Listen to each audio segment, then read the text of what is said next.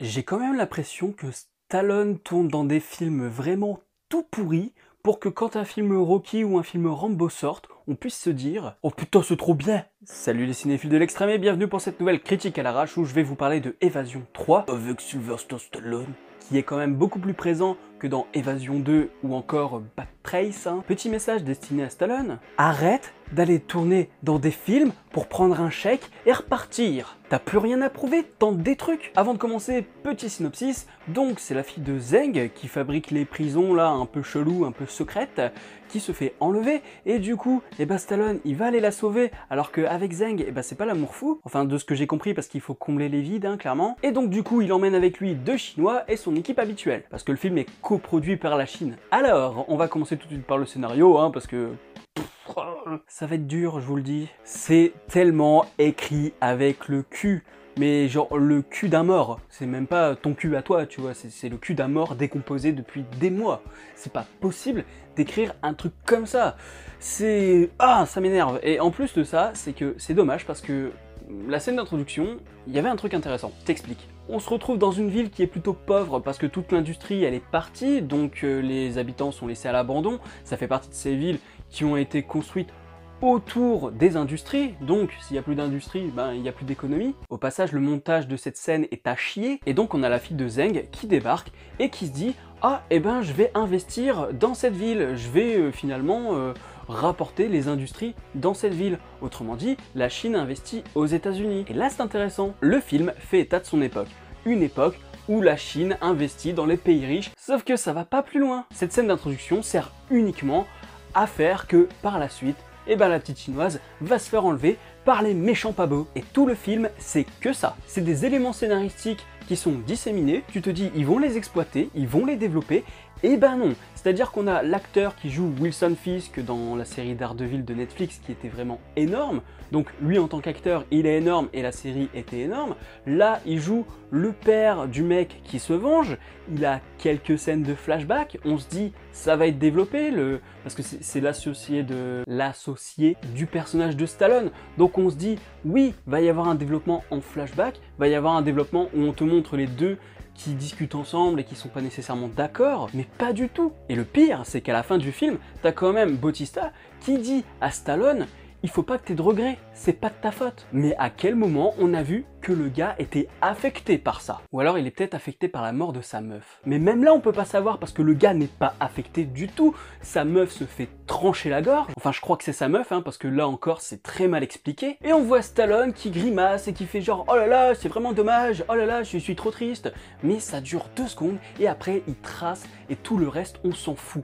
Il n'y a aucun travail sur les personnages, il n'y a aucun travail sur les thématiques, il n'y a pas de travail du tout en fait. Si, allez, il y a peut-être un travail sur le son. Parce que oui, il y a un bon travail au niveau du mixage sonore entre les coups de feu, les coups de poing, les scènes d'action, etc. Mais c'est tout. Non, parce que là, je viens de te dire que le scénario était merdique, mais en plus de ça, il y a un problème de rythme qui est incroyable. C'est-à-dire que à certains moments, ça dure des plombes, on s'en fout, et à d'autres moments, où ça devrait être lent, où on devrait poser les plans par exemple, notamment quand Stallone perd sa coéquipière ou sa meuf, on ne sait pas très bien, c'est flou. Le scénario ne sait pas se poser, et du coup la mise en scène aussi ne sait pas se poser. C'est-à-dire que la scène d'introduction où on te montre justement cette ville, t'as l'impression qu'ils te font un montage épileptique comme si c'était une scène d'action. C'est pas une scène d'action, tu poses ton environnement.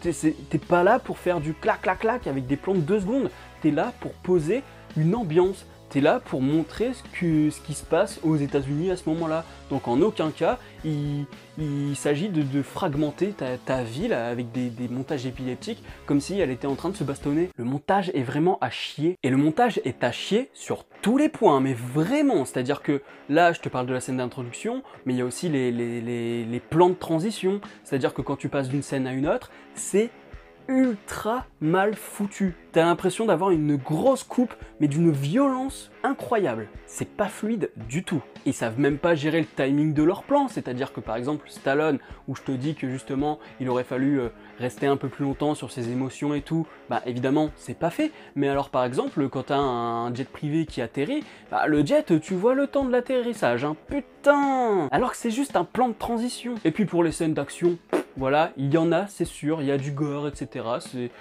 Voilà, c'est violent, mais alors pour ce qui est de la mise en scène de cette violence, c'est nique ta mère quoi, même ta grand-mère. Le montage est tellement épileptique que de toute manière t'arrives même pas à voir cette chorégraphie, une chorégraphie qui n'est déjà pas très élaborée, mais en plus de ça qui n'est pas pensée en termes de montage et en termes d'échelle de plan. C'est-à-dire que tu n'as aucun moment où tu te dis là il va mettre un gros plan pour qu'on voit bien l'impact, là il va mettre un gros plan pour qu'on voit le mouvement, ou là il va mettre un plan large. Non, pas du tout, hein, c'est pas du tout pensé. Hein. Ou alors si c'est pensé, il a pas dû réfléchir beaucoup le gars. Et je crois que la pire des choses dans ce film, c'est la luminosité. Je crois que pendant les embauches, les producteurs ont clairement oublié d'engager un chef-op. C'est-à-dire que le chef opérateur, soit c'est un gamin de 2 ans, soit il y en a pas. Mais j'ai halluciné. Quand je te dis que tu vois que dalle, c'est que tu vois que dalle. Attention, je teste un truc en post-prod. Là, tel que tu me vois, eh ben je suis sûr qu'on voit encore mieux que dans ce film. Je déconne pas. Stallone, déjà qu'il n'est pas très présent à l'image, mais en plus de ça, eh bien il est toujours dans la pénombre.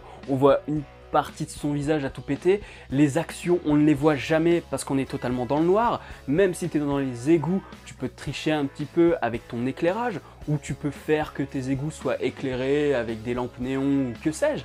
Là non, c'est vraiment un égout dans le noir. Tu passes la moitié du film dans le noir. Ce qui fait que tu comprends rien à la construction du film, tu ne comprends rien aux actions, tu n'en profites même pas parce que le principe du film d'action, c'est quand même qu'on te montre tout mais à foison et même de manière surexposée. C'est-à-dire que dans le film d'action, rien n'est caché, mais vraiment tout est visible, parce que c'est justement l'intérêt du film d'action, c'est que tu éprouves une jouissance dans la manière de tout montrer, et là non, tu vois que dalle. Tu veux pas voir un film d'action, tu ne regardes pas un film d'action pour ne rien voir, c'est complètement débile. Les gars n'ont vraiment rien compris au genre qu'ils exploitent. Donc voilà, je ne sais pas ce qu'il y a de plus à ajouter. Certes, il y a un mixage sonore qui est plutôt intéressant, Stallone ça fait plaisir de le voir, mais ça fait chier quand même parce que tu le vois pas en fait. Bande de tocards. Tiens, c'est marrant, on dirait que j'ai dit autocar. Si j'ai une note à lui donner sur Captain Watch, ce sera nul, mais nul au même niveau que Évasion 2. Déjà que le premier Évasion, il était pas terrible, mais voir Sly avec Schwarzy, c'était sympa. Mais alors le 2, c'était une daube, et le 3, bah, c'est du même niveau, quoi. Et je me dis, mais pourquoi Stallone va signer pour ça ?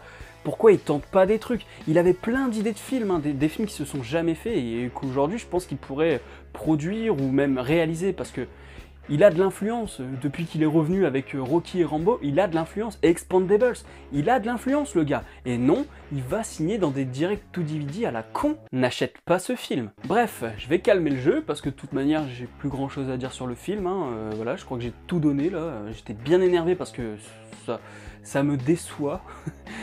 Enfin, Stallone c'est quand même un gars qui passe son temps à dire au réalisateur non moi je veux qu'on fasse comme ça, je veux qu'on fasse comme ça, et je pense que si sur ce genre de film il n'était pas juste dans l'optique de prendre un chèque et qu'il se disait ben je vais essayer de donner un coup de pouce dans la réal, je pense qu'on aurait des meilleurs trucs.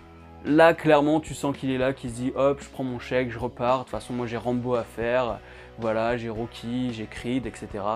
Et là bon ben ça fait partie de ces films où il signe pour avoir des sous quoi, alors qu'il n'en a pas besoin. Mais bon, Stallone et sa peur de l'argent, c'est paradoxe, on verra ça plus tard, hein. Je l'ai dit, dans les mois qui suivent, on va bouffer du Stallone sur la chaîne, je suis très impatient de vous montrer tout ça.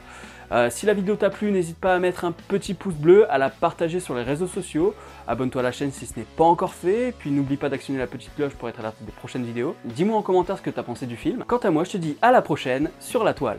Salut!